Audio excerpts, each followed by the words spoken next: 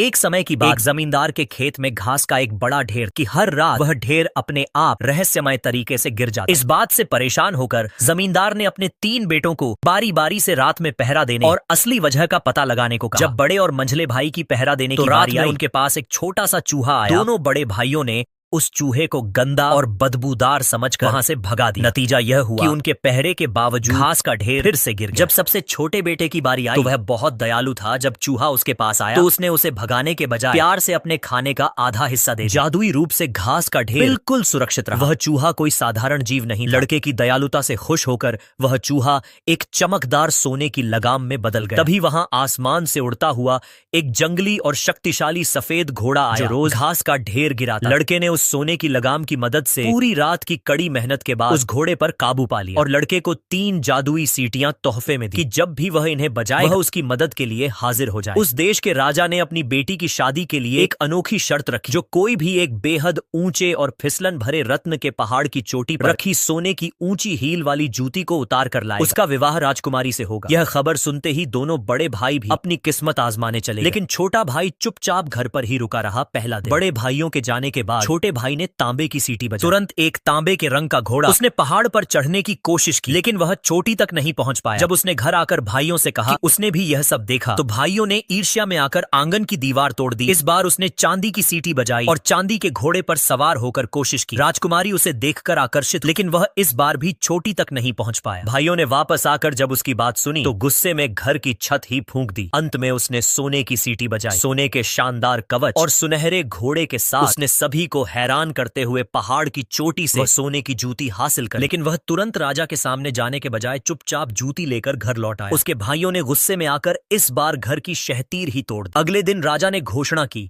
कि वह सुनहरा योद्धा जहां कहीं भी है, महल में आए जब कोई नहीं